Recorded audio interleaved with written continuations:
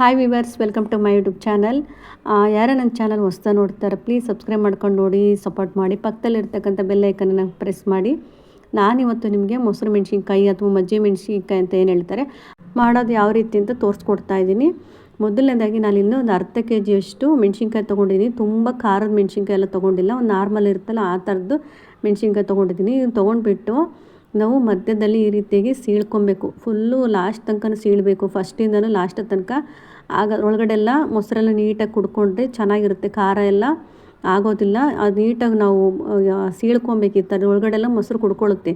ಹಾಗಾಗಿ ಚೆನ್ನಾಗಿ ಉದ್ದಕ್ಕೆಲ್ಲ ಸೀಳಿ ಫಸ್ಟು ತೊಳೆದು ಚೆನ್ನಾಗಿ ಆಮೇಲೆ ಸೀಳ್ಕೊಬೇಕಾಗುತ್ತೆ. ನೋಡಿ, ಇವಾಗ ನಾನು ಎಲ್ಲದನ್ನು ಈ ರೀತಿಯಾಗಿ ಮಧ್ಯದಲ್ಲಿ ಸೀಳಿಬಿಟ್ಟು ಎತ್ತಿಡ್ಕೊಂಡಿದ್ದೀನಿ. ನೀವು ಬೇಕಾದರೆ ಚಾಕುನಲ್ಲಿ ಅಥವಾ ಪಿನ್ ಇರುತ್ತಲ್ಲ, ಸೇಫ್ಟಿ ಪಿನ್ನು, ಅದರಲ್ಲಿ ಸಹ ನೀವು ಸೀಳ್ಕೊಬೋದು, ಬೇಗ ಆಗುತ್ತೆ. ಚಾಕುನಲ್ಲಿ ಇನ್ನೂ ಬೇಗ ಆಗುತ್ತೆ. ಈ ಸೇಫ್ಟಿ ಪಿನ್ನೆಲ್ಲ ಆದರೆ ಅಷ್ಟೊಂದು ಹಿಡ್ಕೊಳ್ಳೋಕ್ಕೆ ಡ್ರಿಪ್ ಸರಿ ಹೋಗೋಲ್ಲ. ನಾನಿಲ್ಲಿ ಒಂದು ಫುಲ್ ಇಡಿಯಷ್ಟು ಮೆಂತೆ ತೊಗೊಂಡಿದ್ದೀನಿ, ಜಾಸ್ತಿ ಮೆಂತೆ. ಒಂದು ಸ್ಪೂನಷ್ಟು, ಒಂದೆರಡು ಸ್ಪೂನಷ್ಟು ಜೀರಿಗೆ ತೊಗೊಂಡಿದ್ದೀನಿ. ಇದಿಷ್ಟನ್ನು ಸ್ವಲ್ಪ ಉಗುರು ಬೆಚ್ಚಗೆ ಅಷ್ಟೇ ಮಾಡಿದ್ದೀನಿ, ಪುಡಿ ಆಗಲಿ ಅಂತ ಹೇಳ್ಬಿಟ್ಟು. ಇದಿಷ್ಟನ್ನು ನೈಸಾಗಿ ಪುಡಿ ಮಾಡ್ಕೊತೀನಿ. ಎಷ್ಟು ಸಾಧ್ಯ ಆಗುತ್ತೋ ಅಷ್ಟು ನೈಸಾಗಿ ಪುಡಿ ಮಾಡ್ಕೊಳ್ಳಿ. ನಾನಿಲ್ಲಿ ಅರ್ಧ ಲೀಟ್ರನ್ನ ಮೊಸರು ತೊಗೊಂಡಿದ್ದೀನಿ. ಅರ್ಧ ಲೀಟ್ರಲ್ಲಿ ಸ್ವಲ್ಪ ಉಳಿಸ್ಕೊಂಡಿದ್ದೀನಿ, ನಾನು ಅಷ್ಟು ಜಾಸ್ತಿ ತೊಗೊಂಡಿಲ್ಲ. ಅರ್ಧ ಲೀಟ್ರಿಗಿಂತ ಕಡಿಮೆ ಮೊಸರು ತೊಗೊಂಡು ನೋಡಿ, ನಾನಿವಾಗ ಇದಿಷ್ಟನ್ನು ಪುಡಿ ಮಾಡ್ಕೊಂಡಿದ್ದಲ್ವ ಅದನ್ನು ಮೊಸರು ಜೊತೆಲೇ ಸೇರಿಸ್ಕೊಂಡಿದ್ದೀನಿ. ಚೆನ್ನಾಗಿ ಮಿಕ್ಸ್ ಆಗಬೇಕು. ನಾನಿಲ್ಲಿ ಫುಲ್ಲು ಒಂದು ಬಿಗಿಯಾಗಿ ಒಂದು ಹಿಡಿಯಷ್ಟು ದಪ್ಪ ಉಪ್ಪು ತೊಗೊಂಡು ಇದಿಷ್ಟನ್ನು ಗ್ರೈಂಡ್ ಮಾಡ್ಕೊತೀನಿ. ಚೆನ್ನಾಗಿ ಹೊಂದಿಕೆ ಆಗುತ್ತೆ ಮೊಸರು ಉಪ್ಪು ಎಲ್ಲ. ಅದನ್ನ ಗ್ರೈಂಡ್ ಮಾಡಿಕೊಂಡು ನೋಡಿ, ನಾನಿವಾಗ ಒಂದು ಪಾತ್ರೆ ತೊಗೊಂಡಿದ್ದೀನಿ, ಸ್ಟೀಲ್ ಪಾತ್ರೆ. ಪ್ಲಾಸ್ಟಿಕ್ ಆದರೂ ತೊಗೊಬೋದು, ಸ್ಟೀಲ್ ಆದರೂ ತೊಗೊಬೋದು. ಇಂಡಾಲಿಯಮೆಲ್ಲ ಬರುತ್ತಲ್ಲ, ಆ ಪಾತ್ರೆ ಎಲ್ಲ ಹೋಲಾಗಿಬಿಡುತ್ತೆ, ಚುಕ್ಕಿ ಆಗುತ್ತೆ ಅಂತ ಆ ಥರ ಪಾತ್ರೆಲೆಲ್ಲ ಹಾಕ್ಬಾರ್ದು. ಸ್ಟೀಲು ಅಥವಾ ಪ್ಲಾಸ್ಟಿಕ್ ಅಂತ ತೊಗೊಳ್ಳಿ. ನೋಡಿಲಿ, ನಾನಿವಾಗ ಗ್ರೈಂಡ್ ಮಾಡಿಕೊಂಡಿದ್ದಲ್ಲ ಮೊಸರನ್ನ ಅದನ್ನು ರೀತಿಯಲ್ಲಿ ಮೆಣಸಿನ್ಕಾಯಿ ಮೇಲೆ ಹಾಕ್ಕೊತಾ ಇದ್ದೀನಿ.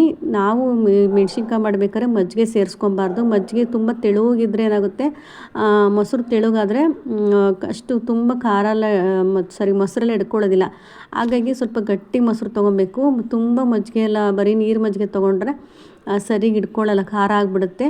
ನೋಡಿ, ಈ ರೀತಿಯಾಗಿ ಫಸ್ಟ್ ದಿನ ಅಲ್ವಾ, ಅದು ಹಿಡ್ಕೊಳ್ಳೋದಿಲ್ಲ, ಹಾಗೆಯೇ ಮೆಣಸಿನ್ಕಾಯಿ ಮೇಲೆ ಇರುತ್ತೆ. ಇದೇನಪ್ಪ ಮಿಕ್ಸ್ ಆಗಿಲ್ಲ ಅಂತಂದು ಅಂದ್ಕೊಬೇಡಿ.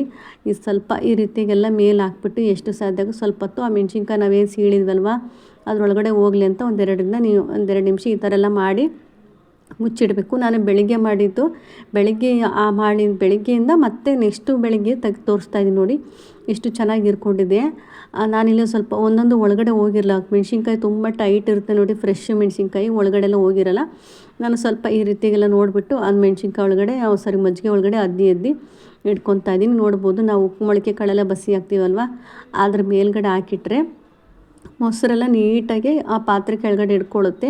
ಇಲ್ಲಾಂದ್ರೆ ಏನಾಗುತ್ತೆ, ನಾವು ಬಿಸಿಲಿಗೆ ಒಣಗ್ತೀವಲ್ವ, ಆ ಪೇಪರ್ಲಾಗಿ ವೇಸ್ಟ್ ಆಗಿಬಿಡುತ್ತೆ. ಹಾಗಾಗಿ ಸ್ವಲ್ಪ ಹೊತ್ತು ಒಂದು 10 ನಿಮಿಷ ಈ ಥರ ಇಟ್ಟರೆ ಮಜ್ಜಿಗೆ ಎಲ್ಲ ಕೆಳಗಡೆ ಬಸ್ಕೊಳ್ಳುತ್ತೆ. ಆಮೇಲೆ ನಾವು ಒಣಗೋಕ್ಕೆ ಈಸಿ ಆಗುತ್ತೆ. ನೋಡಿ, ಇಷ್ಟಿದೆ, ಗಟ್ಟಿಯಾಗಿದೆ ಮೊಸರು. ಇದಿಷ್ಟನ್ನು ಒಣಗಿಸ್ಬೇಕು, ಬೆಳಗ್ಗೆಯಿಂದ ಸಂಜೆ ತನಕ ಒಣಗಿಸಿ ಮತ್ತೆ ತೊಗೊಂಬಂದು ಮತ್ತೆ ಮೊಸರಿನಲ್ಲಿ ಹಾಕಬೇಕು. ಮತ್ತೆ ಬೆಳಗ್ಗೆ ತೆಗೆದ್ಬಿಟ್ಟು ಮತ್ತೆ ಇದೇ ರೀತಿಯಾಗಿ ಬಸಿ ಹಾಕ್ಬಿಟ್ಟು ಮೇಲೆ ಮತ್ತೆ ಒಣಗಾಕಬೇಕು. ನೋಡಿ, ಒಂದು ದಿನಕ್ಕೆ ಇಷ್ಟು ಒಣಗಿದೆ. ನಾನು ತೋರಿಸ್ತಾ ಇದ್ದೀನಿ, ಕವರ್ ಮೇಲೆ, ಪ್ಲಾಸ್ಟಿಕ್ ಕವರ್ ಮೇಲೆ ಹಾಕಿದ್ದೀನಿ. ನಾನು ಮತ್ತೆ ತೊಗೊಂಬಂದು ಹಾಕ್ತಾಯಿದ್ದೀನಿ. ಈ ರೀತಿಯಾಗಿ ಮೊಸರೆಲ್ಲ ಖಾಲಿ ಆಗೋ ತನಕ ಹಾಕಬೇಕು. ಚೆನ್ನಾಗಿ ಕುಡಿಯುತ್ತೆ ಅದು ಮೆಣಸಿನ್ಕಾಯಿ. ಸ್ವಲ್ಪ ಕೂಡ ಖಾರ ಇರೋದಿಲ್ಲ, ಅಷ್ಟು ಚೆನ್ನಾಗಿ ಬಂದಿರುತ್ತೆ. ಅದನ್ನ ಮೆಂತೆ ಜಾಸ್ತಿ ಹಾಕ್ಕೊಳ್ಳಿ, ತುಂಬ ಚೆನ್ನಾಗಿ ಟೇಸ್ಟ್ ಇರುತ್ತೆ. ನೋಡ್ಬೋದು, ಈ ರೀತಿಯಾಗಿ 2 ದಿನ 3 ದಿನ ಮಾಡಿಬಿಟ್ರೆ ಮೊಸರು ಕೂಡ ಖಾಲಿ ಆಗುತ್ತೆ. ಹಾಗೆ ಚೆನ್ನಾಗಿ ಮೊಸರು ಕುಡ್ಕೊಂಬಿಟ್ಟು ಮಜ್ಜಿಗೆ ಮೆಣಸಿನ್ಕಾಯಿ ಅನ್ನೋದು ತುಂಬ ಚೆನ್ನಾಗಿರುತ್ತೆ, ಸ್ವಲ್ಪ ಕೂಡ ಖಾರ ಇರೋಲ್ಲ. ನಾನಿವಾಗ ಫುಲ್ಲು ಮತ್ತೆ ಒಣಗಿಸ್ತಾ ಇದ್ದೀನಿ. ನೋಡಿ, ಲಾಸ್ಟ್ ಇದು ಮಜ್ಜಿಗೆ ಒಳಗಡೆ ಮೊಸರು ಒಳಗಡೆ ನಾನು ಮತ್ತೆ ಹಾಕೋದಿಲ್ಲ. ಇದೇ ಲಾಸ್ಟು ನೀಟಾಗಿ ಗರಿಯಾಗಿ ಒಣಗಿಸ್ಕೊಂಡು ತೋರಿಸ್ತಾ ಇದ್ದೀನಿ. ನೋಡಿ, ಚೆನ್ನಾಗಿ ಒಣಗುತ್ತೆ. 1-2 ದಿನ 3 ದಿನ ಬೇಕು, ನೀಟಾಗಿ ಒಣಗಬೇಕು. ಇಲ್ಲಾಂದರೆ ಗಟ್ಟಿ ಮೊಸರು ಮತ್ತು ಮೆಂತೆ ಎಲ್ಲ ನಾವು ಸೀಳಿದ್ವಲ್ವ ಅದರೊಳಗಡೆ ಹೋದಾಗ ಅದೇನಾಗುತ್ತೆ, ಚೆನ್ನಾಗಿ ಒಣಗಿಲ್ಲ ಅಂದರೆ ಹುಳ ಆಗೋದೆಲ್ಲ ಇರುತ್ತೆ, ಸ್ವಲ್ಪ ಬೂಸ್ಟ್ ಎಲ್ಲ ಬಂದುಬಿಡುತ್ತೆ, ಮಳೆಗಾಲಕ್ಕೆಲ್ಲ ಇರೋದಿಲ್ಲ. ಹಾಗಾಗಿ ಎಷ್ಟು ಸಾಧ್ಯ ಆಗುತ್ತೆ ಅಷ್ಟು ಚೆನ್ನಾಗಿ ಗರಿ ಒಣಗಿಸಿ ಒಂದು ಡಬ್ಬಕ್ಕೆ ಹಾಕಿಡ್ಕೊಂಡ್ರೆ ವರ್ಷ ಪೂರ್ತಿ ಇರುತ್ತೆ. ಅಂಗಡಿನಲ್ಲಿ ಒಂದು ಸ್ವಲ್ಪ ಇರುತ್ತೆ, ಒಂದು ಚಿಕ್ಕ ಪ್ಯಾಕೆಟಿಗೆ 80 ರೂಪಾಯಿ 60 ರೂಪಾಯಿ ಕೊಡಬೇಕಾಗುತ್ತೆ. ಅದು ಅಷ್ಟೊಂದಿಲ್ಲ, ತುಂಬ ಉಪ್ಪು ಹಾಕಿರ್ತಾರೆ. ನಾವೇ ಮನೆಯಲ್ಲಿ ಒಂದು ಅರ್ಧ ಕೆಜಿ ಮೆಣಸಿನ್ಕಾಯಿ ತೊಗೊಂಬಂದು ಮಾಡಿದರೆ, ಒಂದು ಅರ್ಧ ಕೆಜಿ 1 ಕೆಜಿ ಅಷ್ಟು ತೊಗೊಂಬಂದು ಮಾಡಿಕೊಂಡ್ರೆ ನಾವು ಕೂಡ ಮಾಡಿದ್ದು ಒಂದು ಖುಷಿ. ಹಾಗೆ ಟೇಸ್ಟ್ ಕೂಡ ತುಂಬಾ ಚೆನ್ನಾಗಿರುತ್ತೆ. ಟ್ರೈ ಮಾಡಿ. ನಾನು ಇವಾಗ ಚೆನ್ನಾಗಿ ಗರಿ ಗರಿ ಒಣಗಿದೆ. ಇವಾಗ ಸ್ವಲ್ಪ ಕರ್ದ್ಬಿಟ್ಟು ತೋರಿಸ್ತೀನಿ ನೋಡಿ. ನಾನು ಇದಿಷ್ಟನ್ನು ಕರಿಯಲ್ಲ, ಎಷ್ಟು ಬೇಕು ಅಷ್ಟನ್ನು ಸ್ವಲ್ಪ ಸ್ವಲ್ಪ ಅವಾಗವಾಗ ಕರ್ಕೊತಿದ್ದೀನಿ ನೋಡಿ. ಇವಾಗ ಎಣ್ಣೆ ಸ್ವಲ್ಪನ ಎಣ್ಣೆ ಹಾಕ್ಕೊಂಡಿದ್ದೀನಿ. ಇದೆಲ್ಲ ಎಣ್ಣೆಯಲ್ಲಿ ಏನು ಕುಡಿಯೋದಿಲ್ಲ, ಜಸ್ಟ್ ಹಾಗೆ ಫ್ರೈ ಮಾಡ್ಕೊಬೇಕು.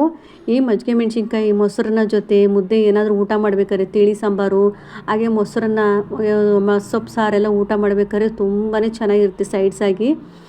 ಹಾಗೆ ಒಂದ್ಸರಿ ಟ್ರೈ ಮಾಡಿ ಹೇಗೆ ಬಂದಿತ್ತಂತ ಕಮೆಂಟ್ ಮಾಡಿ ತಿಳಿಸಿ. ನೋಡ್ಬೋದು ನಾನಿವಾಗ ಮೊಸಪ್ಪು ಜೊತೆಗೆ ಬ್ಯಾಟಿಂಗ್ ಮಾಡಿ ತೋರಿಸ್ತಾ ಇದ್ದೀನಿ. ತುಂಬಾ ಚೆನ್ನಾಗಿ ಸೂಪರಾಗಿ ಬಂದಿತ್ತು. ಹಾಗೆ ಕೂಡ ತಿನ್ಬೋದು, ಏನಾದರೂ ಸ್ವಲ್ಪ ಬಾಯಿ ಕೆಟ್ಟಿತ್ತಂದಾಗಲೆಲ್ಲ ತಿನ್ಬೋದು. ತುಂಬಾ ಚೆನ್ನಾಗಿತ್ತು. ಹಾಗೆ ಹೇಗೆ ಬಂದಿತ್ತಂತ ಮಾಡಿಬಿಟ್ಟು ಕಮೆಂಟ್ ಮಾಡಿ ತಿಳಿಸಿ. ಸಬ್ಸ್ಕ್ರೈಬ್ ಮಾಡಿಕೊಂಡು ಸಪೋರ್ಟ್ ಮಾಡಿ. Thank you.